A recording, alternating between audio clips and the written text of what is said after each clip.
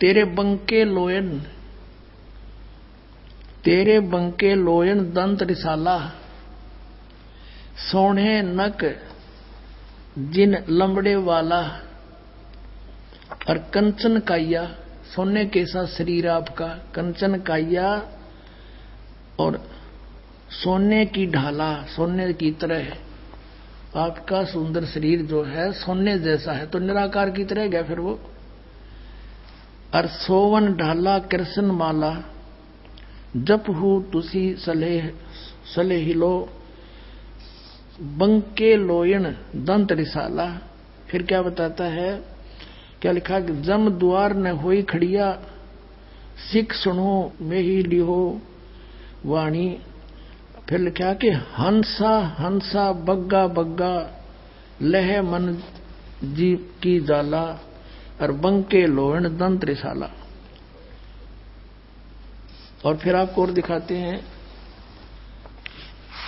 गुरु ग्रंथ साहिब में एक जगह लिखा है, बागे कापड़ और बोले बैन, बताओ। और फिर भी नो कहीं राधा स्वामी वाले भगवान निराकार, गुरु ग्रंथ साहिब में लिख रखा निराकार।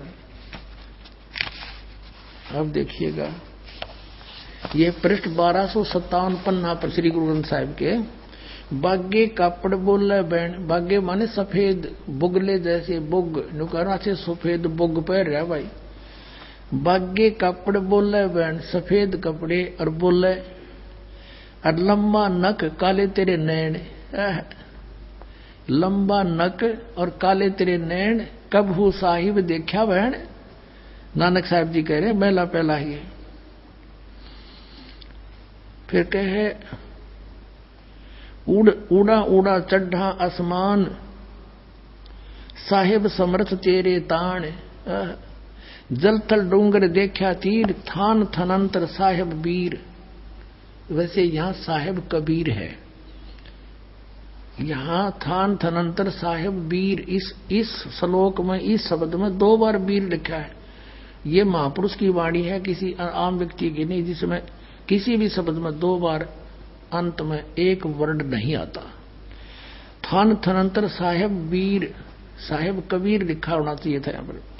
फिर कहा कि जिन तन साज दिए नाल खंभ, अति तृष्णा उड़े की ढंज, नदर करेता बंधा धीर, जेवों विखाले त्यों वेखा वीर। ये 2 बार वीर आ गया 2 सेंटेंसों में, यहां देखना था। इसमें जीव विखाले त्यों देखा वीर, और वहां लिखना था थान थनांतर साहिब कबीर। न ईतन जाएगा न जाएगे खंभ, पवन पानी अग्नि संबंध, नानक कर्म हुए जपिए कर गुरु पीर, सच्चा समावे हुए अमीर। और भी बहुत सी। फिर आगे इसी पृष्ठ पर 1257 पर स्पष्ट लिखा है कि निरंकार आकार है, आपे आप भ्रम भुलावे।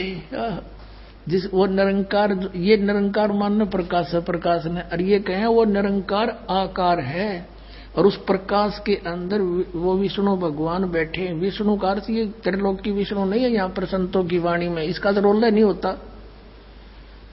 विष्णु का अर्थ होता सर्वपालक, कुल का मालिक। तो विष्णु जैसे होम मिनिस्टर तो सेंटर का भी होता है, और होम मिनिस्टर प्रांत का भी होता है। तो यहां होम मिनिस्टर, ये सेंटर वाले की बात करें, समझ लो प्रधानमंत्री की। और भी बहुत से प्रमाण है, आपको दिखाते हैं। क्या लिखा है, अंधुल्ला नीच जात परदेसी, खिन आवे तुल जावे, और जा की संगत नानक रहंदा, के में मोंडा पावे।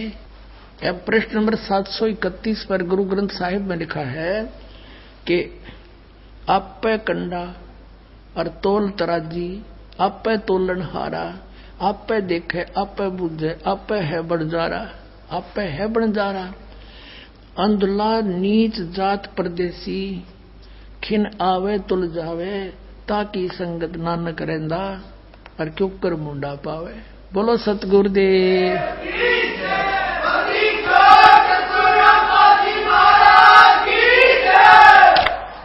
अब प्रश्न नंबर 1039 पर लिखा है, ये जो हमारे शरीर के अंदर 5 प्रधान है ना, इन प्रधानों यानी मूल कमल में, स्वाद चक्र में, नाभि कमल, हृदय कमल और कंठ कमल में, इनके विषय में लिखा है 1039 पृष्ठ पर। इसमें लिखा है कि देही नगरी उत्तम थाना, ये देही शरीर रूपी नगरी उत्तम स्थान है, और 5 लोक बसे प्रधाना, ये 5 लोकों के प्रधान इसके इनसे कनेक्टेड हैं, जैसे चैनल बने होते हैं। ये है राग है मारू साले, और मैला पहला 1039 पृष्ठ पे। आगे प्रश्न नंबर 1040 पर लिखा है कि 5 शब्द जुणकार निरालम पर भी आपे वाई सुनाइया। अब ये अनहद नादू बाजे रुण जुन जुनकारे, राम तेरे मनोर मेरा मनु। फिर क्या बताया है कि बिन सतगुर बैठे मुक्ति ना हुई। मैं पहला 946 पृष्ठ पर स्पष्ट किया कि गुरु बिना मुक्ति नहीं हो सकती। और फिर है प्रश्न नंबर 879 पे, 879 पर, मन ही जोत जोत में मनुआ, पंच मिले गुरु भाई, और नानक तिनके सद बलिहारी, जिन एक शब्द ले लाई। कहते ये 5 जो शब्द हैं ये वो शब्द नहीं है, अलंकार ओंकार नहीं, ये जो शब्द आपको दिए गए हैं ये 5 प्रधानों के हैं, और इनसे फिर कहें सतगुरु मिले तो, और हमें सतगुरु मिलिया, दीक्षा दीनी। तो ये इन बातों से कंसेप्ट क्लियर हो गया, गुरु ग्रंथ साहिब से भी और ये जन्म साखी से भी स्पष्ट कंसेप्ट क्लियर हो गया। अब आपको दिखाते हैं पवित्र कबीर सागर के अंदर पुण्यात्माओं जितना आदरणीय और मान्य श्री गुरु ग्रंथ साहिब है, उतना ही आदरणीय और मान्य और ऑथेंटिक ये कबीर सागर है। और कबीर सागर गुरु ग्रंथ साहिब से पुरातन है, क्योंकि श्री गुरु नानक देव जी और परमेश्वर कबीर जी। हाँ, फिर प्रसंग रह गया थोड़ा सा कि जब नानक साहिब जी को वापस भेजा कि वहां सतलोक से कि आप वहां जाइए बनारस में, काशी में आपको सतनाम मिलेगा, तो पहली उदासी का अर्थ क्या होता है? ये तो यात्रा कहते हैं। पहली उदासी जो यात्रा की, संसार से उदास होकर और सतलोक से वापस आके बनारस की है पहली उदासी। तो वहां जाकर रामानंद जी से पूछा।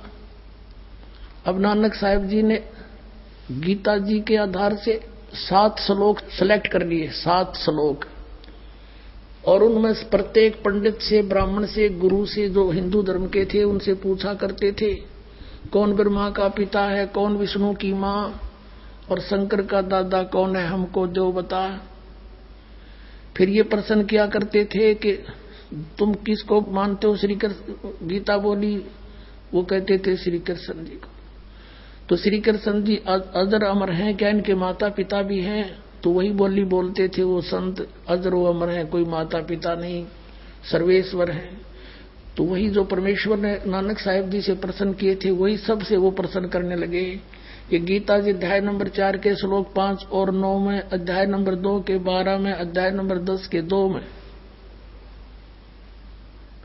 गीता ज्ञानदाता कहता है कि तेरे और मेरे अर्जुन बहुत जन्म हो लिए, हम तो जन्मते मरते हैं।